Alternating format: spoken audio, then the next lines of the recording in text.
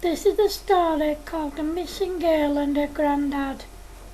Elizabeth is a 12-year-old girl who is left home alone after school to fend for herself until her mum, who is a single mum, comes home from work.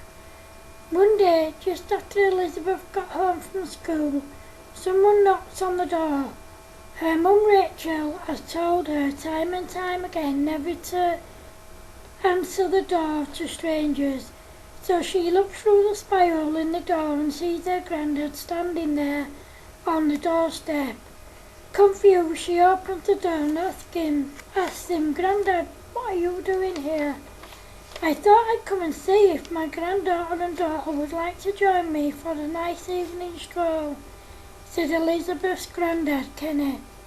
"Mum's at work, Grandad, but I'd like to go for a stroll with you, Grandad," said Elizabeth. That evening, during their walk, Kenny started becoming confused.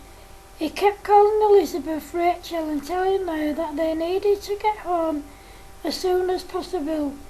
He wanted to tell his wife, Evelyn, that he loved her because he forgot to tell her before he left for work that morning.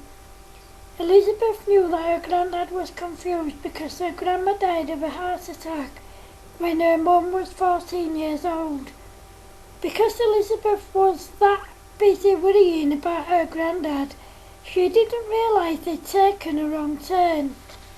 She knew she had to think fast because it was late and it would be dark soon.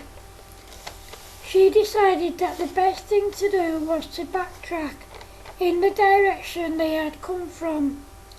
Thankfully, just as they started backtracking, a bus pulled up.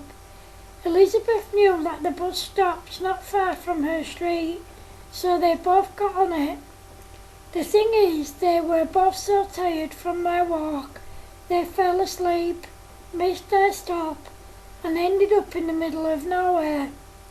Poor Elizabeth was very cold and scared, but she knew she had to be brave and grown up in order to get them both to safety.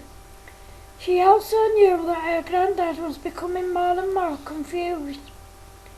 After what seemed like hours, Elizabeth found her house, and she could see that there was someone in there. She knew that she had no choice but to knock on their door and ask for help, even though she was really scared. Luckily, the people inside turned out to be friends with Rachel from way back in the day, but they hadn't seen each other since just after Elizabeth was born because they'd moved away from the area. They allowed Elizabeth to phone her mum, who was frantic with worry. Then a lady who was called Jane spoke to Rachel and told her not to worry. Both Elizabeth and her dad were fine. Because it was so late, it was agreed that Elizabeth and her granddad would stay overnight with Jane and her husband, and that they would take them home first thing in the morning. Come morning, as promised, Jane dropped Elizabeth and Kenny off. The next day, Rachel was so relieved to see them both she cried.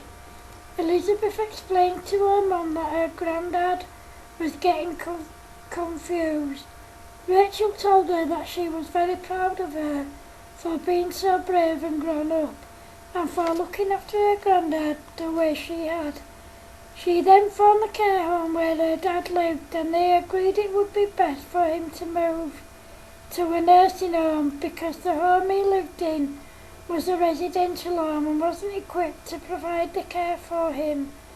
He stayed at the home for 5 years until he died aged 84 years old. Jane and Rachel became firm friends and met up and visited each other on a regular basis. The end. Thank you.